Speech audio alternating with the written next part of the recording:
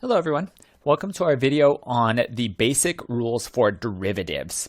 So we've done derivatives where we've used the definition, and that takes a long time. So this is the definition. Now we only would use it if they tell us to use it. So if they say use the definition of a derivative, that's when we use this process and we go, it takes the long way. All right, however, there are rules that help us do derivatives a little quicker, and we have them in this table. But before we start to state those rules, let's do one thing where we state how we could rewrite derivatives. So this is kind of our main form, the f prime of x.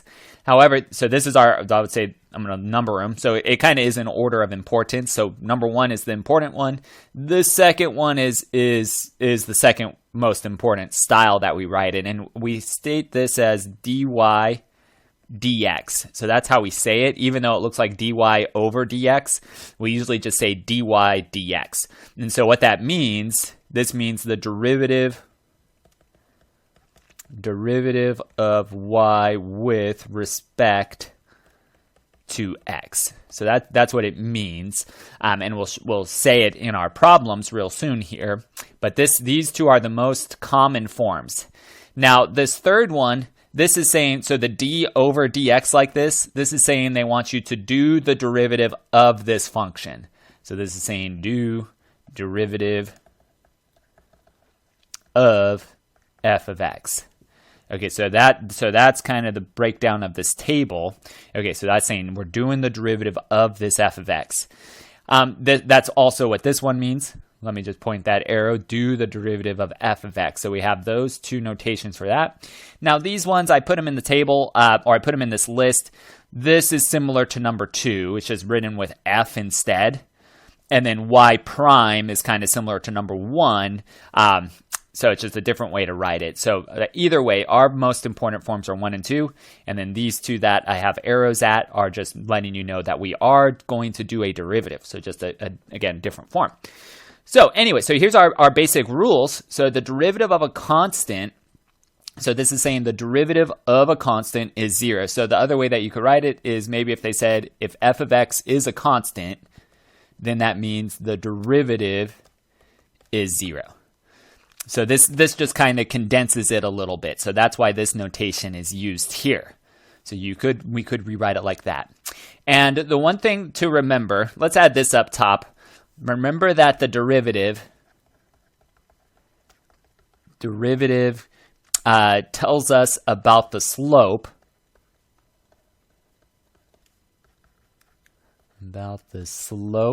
It's also the instantaneous rate of change, which is, again, telling us about the slope if we look at the visual graph of it. And so that's why this derivative of a constant is 0. I'm going to do a very, very small graph. Remember that a constant graph is just a horizontal line. So it could be up here, could be down here, whatever. But it's just a horizontal line, and so that means its slope is 0. So that's why that's that.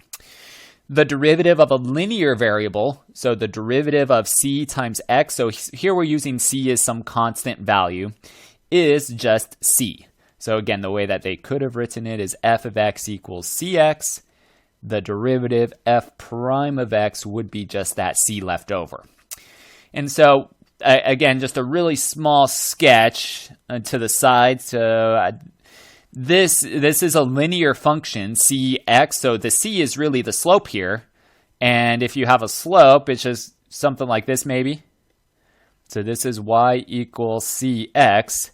And again, if all the derivative is telling us is about the slope of a function, well, a linear function has the same slope everywhere. So that's why it's just this one number. Okay, and then after that, we have the power rule.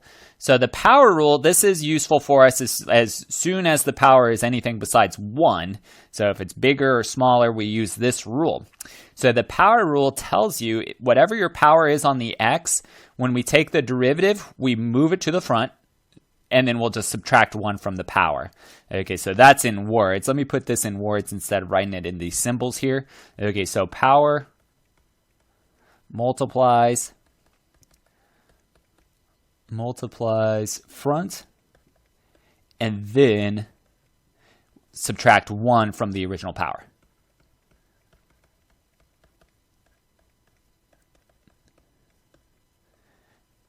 I'm going to, OG, is that good? So I don't know, maybe that's not right, OG, original power. There we go. Okay, so that power rule, this is very common, that we use this a lot.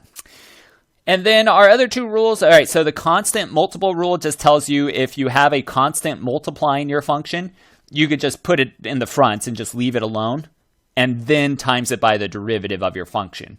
Okay, so this is a constant times a function, not just a constant. Okay, so do know the difference there. Constant times a function, that constant would just be hanging out, and eventually we would multiply. And then the derivative of a sum or difference, so if it's plus or minus in between terms, it just tells you could go through it term by term and find the derivative of each term. All right, so let's put these rules to use. So find the derivative of the following functions, and then we'll factor completely when possible. All right, so in this first one, we just have f of x equals x to the 20. So the way that we're going to do this is we're going to take, so in words, we're going to do the power multiplies the front. Well, the front, let me go ahead and write this a little bigger. So the front does have a 1 just hanging out with the x, right? And so the 20 multiplies the 1. So now let me do our derivative step in blue to show I'm doing the derivative. So f prime of x, the 20 times the 1, and we get 20. And then still write the x. And then afterwards, just minus 1 from that power. 20 minus 1 would be 19. And then that's it. Okay, so that's awesome. So if we were to do the definition, this would take a very long time. Now we can do these in seconds. All right, so now we've got a way to take care of these very quickly. Okay, so that's the power rule. And the power rule is kind of our biggest one. I mean, these other ones we're going to use, but it is our biggest one here.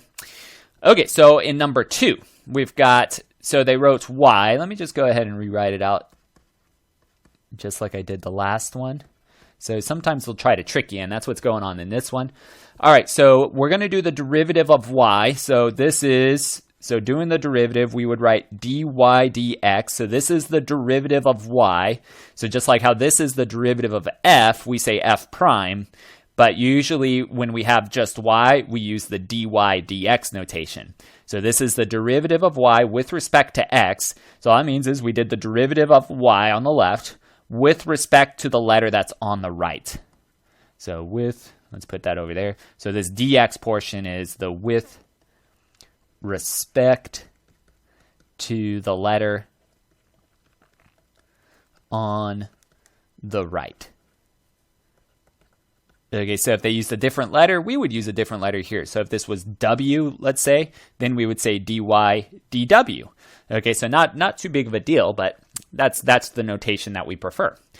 All right, and so what we're going to do, let's do our steps. So the derivative is telling us take this power, so it's a variable raised to a power. It's saying take that 9 and multiply it by the 2/3. Okay, so we'll have 2/3 times 9. And then x, and then afterwards minus 1 from that power. So that would be an 8th power. Now, careful of this. Here they're trying to trick you. The 5 to the 12, this is just a constant. So this is our first rule right there.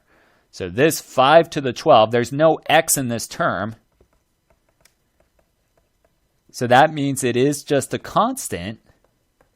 And so we'll apply the rule for a constant there, which is this first rule. The derivative of a constant is 0. So I'm going to do plus 0 to show a placeholder. Okay, so be careful. There was no x in this second term. So that they're trying to trick you to say, hey, take the 12 and multiply the front, and then minus 1 from the 12. No, that's not what we're doing. They're just trying to mess with you. Okay, so be careful of their little tricks. They're little weasels sometimes. All right, anyway, so we've got our answer. We just have to simplify. So the next thing we would do is let's multiply this out. The way that I would multiply this by hand, so I would think that there's a 1 under there, and then I would say the 3 and the 9 would just reduce. So 9 divided by 3 is 3. And so then we have, let me go ahead. So the blue step is the one step to get the derivative. I'm going to go back to the black ink, though, for our final answer. Okay, so the 3 and the 9 divided by 3 was 3 times 2 would be 6, and then x to the 8. And then I don't need to show plus 0, so that's it. Okay, so that's how we could break these down. Let's see number 3. Okay, so in number 3, we have g of w equals 8 square root of w. So this is where we would want to rewrite it using our rules for exponents.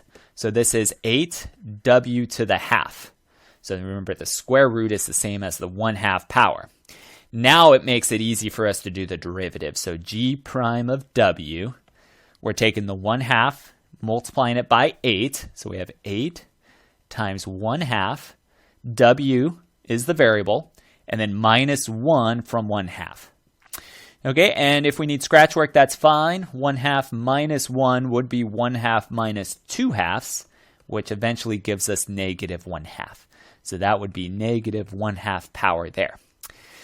Okay, and then now, so I did the derivative, and then now now we're simplifying. So g prime of w is 8 times 1/2 is 4, w to the negative 1/2. So this could be fine as an answer, but sometimes they want to rewrite the answer back in the form of the original kind of symbol that was used. So here we see a square root. So they might say, hey, and they might also not want a negative power. Okay, so that means we would often need to use a rule here. So I've got g prime of w. So the 4 is still 4.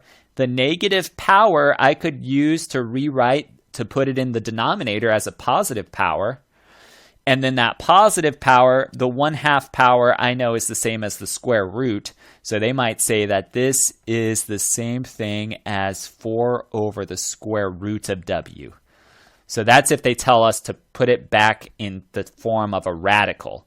Okay, so if they don't, then I would say this one's better. But this is, if needed, we could rewrite. Okay, so there's some of the basic rules. Let's keep going. So let's do a few more. All right, so in number 4, we've got multiple terms. Well, that's okay. Let's just go through each of them. All right, so this one I'm not going to rewrite. Let's just go straight to the derivative, s prime of t. So the 3 is going to multiply the 12. So 12 times 3, and then we have the variable t, and then we'll minus 1 from that power to get a 2. And then we have minus 3. This 2 would multiply the 3. So 3 times 2, and then we'll take the 2 and minus 1 from it. So that would be a 1 power, and we'll usually not show the 1. Then we have plus 4t. Well, with that third term, we could use this rule here. So that's the derivative of a linear variable. So it's a constant times just the t. However, you could also, so this will be just plus 4. Let me just go, so it would be just this based on that rule. However, you could still use the power rule on this. So the 1 would times the 4. And then minus 1 from that power would be t to the 0, just to show it like this. Again, you could have just said, hey, this is going to be just 4 and move on. But I want to show what's going to happen if we were to do it the long way. And then the last term, though that's a constant, minus 9 is just a constant. So the derivative of a constant is 0. So I don't need to show that. All right, so then now I just want to simplify. So we have our s prime of t. 12 times 3 is 36, and then t squared. Minus 3 times 2 is 6, and then let's just write that as t. Well, t to the 0, we have a rule for. That's going to be 1. So then I have 4 times 1, which is really just plus 4. And that's it. So like I said, if it's just to the first power, it would be just that coefficient that's left over, just the plus 4. But this also shows that it does still connect to the power rule. Okay, so then that's a rule. So that was on our exponent rules. A variable raised to 0 is 1. Okay, so let's see our others. So on number 5, we see that we have x squared and x down below. Well, we need it to have the x's either to the side or in the numerator. So we don't want x's in the denominator for the derivative. So we don't want x in denominators for derivatives. So that means we should rewrite it. So it's f of x equals, so we'll use our rules for powers. So that's just the 2 is there. X squared down below would become x to the negative 2 up top. And then we have minus 3. X down below, that would be to the first power down below. So when we move it up top, make the power negative. So it would really be negative 1 like that. Okay, so we usually have to rewrite a lot of these problems, and it doesn't take long. It's usually just one step. But now I can do the derivative. So f prime of x, I have the 2. The negative 2 would multiply it.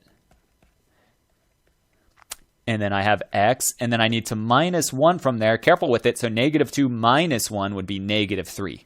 So don't go too fast and accidentally say it's negative 1. So negative 2 minus 1 is negative 3. And then we have minus 3. The negative 1 multiplies it. And then I have x. And then again, I need to minus 1 from that. Negative 1 minus 1 is negative 2. And then now that we've done the derivative, now the rest of it is simplifying. So f prime of x is 2 times negative 2 is negative 4. X to the negative 3. Negative 3 times negative 1 would be positive 3. X to the negative 2. Okay, and this could be fine if they said, hey, no negative powers for the answer. Well, then we could change it. So negative 4 is fine. You can't change the negative on just a regular number. It's negative powers that we can change. So x to the negative 3, we can move back down and make it a positive 3. And then positive 3, so then plus 3, divided by x to the negative 2, we can move down and make it again a positive power. So this one again is fine. This is probably the better one. But this would be the answer. The second one would be the answer if they said no negative powers for your answer. So then we could change them into positives as long as we put them in the right spot. Okay, for number 6, so it's still find the derivative, but they added some stuff. So it says let h of r equal this expression. Let's find h prime of r and then evaluate h prime of 8. Okay, so let's do this first. All right, so step 1. Let's find that right there. And then, well, first thing I'd want to do is, again, I see I have radicals, and we don't want those. We'd rather see them as powers. So I'd have 6r. So that r is to the first power, so it's 1. And then the roots is 3. So it's 6r to the 1/3. And then we have plus 4. Now, this is in the denominator. Let's first change it. So I have r, the 3 is the power, the 4 is the root. Okay, so that's what that one looks like. And then now we can start to simplify this second one. So I still need work on this. So I don't want it down below. I want it up top. So that means we'll use a negative power. So it's still h of r, so no derivative yet. 6r to the 1/3 plus 4r to the 3/4. Okay, and then now, so I almost messed it up. So I moved it up, but I didn't make it negative. Make it negative. There we go. So 4, so you can't just move it and keep it the same. Something has to change. Okay, so now it's ready. And then now I'm going to go to my blue to show I'm doing the derivative. So h prime of r, this is the derivative, is 6 in the front. The 1/3 would multiply it. So I have 1/3 r. Let's minus 1 from 1/3. So I did the 1/3 times 6, and then now I need to minus 1/3 from it, or 1/3 minus 1, I mean.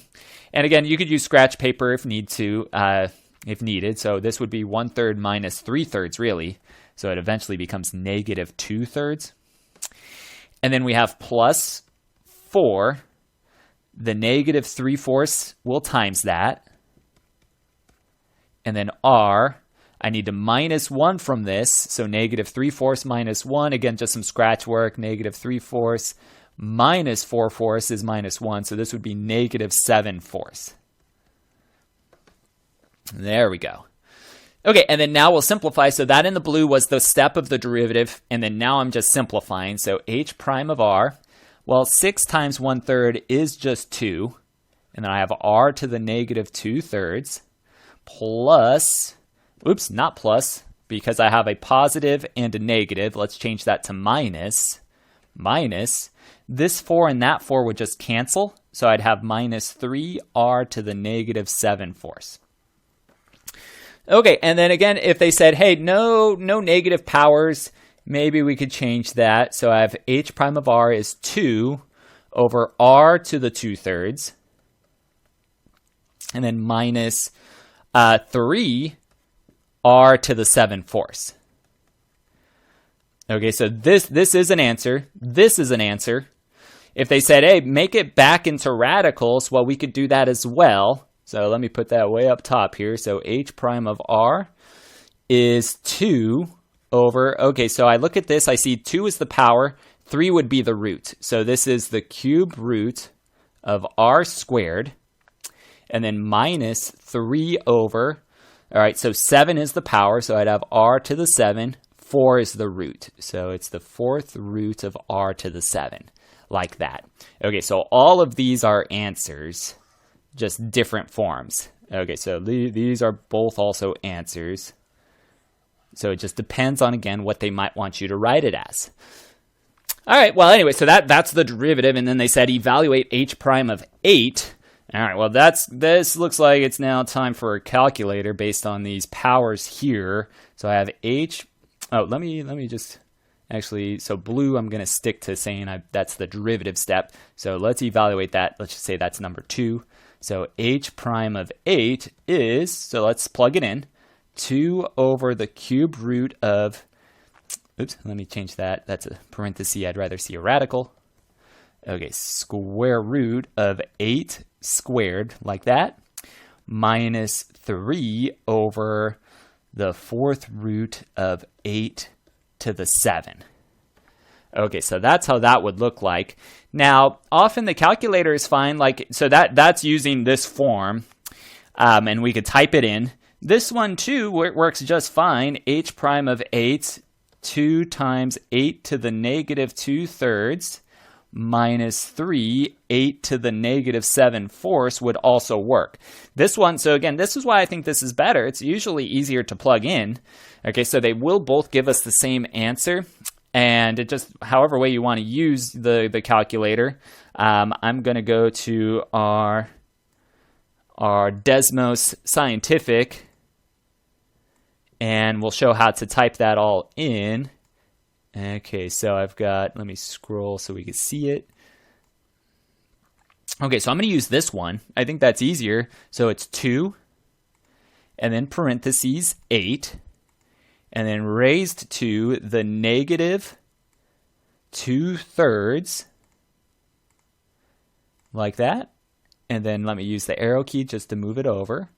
And then we have minus 3 parenthesis 8 parenthesis to the negative 7 divided by 4. And then there we go. And then we get this answer. Now, it won't that one won't change into a fraction because it's a weird number, but that is it. So 0.4212. We'll do it to 4 decimals. 0.4212. Okay, so that is our h prime of 8, which is 0.4212. And if they said, hey, what does this mean? Remember, this means the instantaneous rate of change or the slope at x equals, well, I guess it's r. Okay, so the slope at r equals 8. So that's all it means. So if we were to graph it and we looked at the slope there, that's what the slope would be. Okay, so that's it for now. If you do have questions, please let me know. Otherwise, thank you for watching, and I'll see you again soon.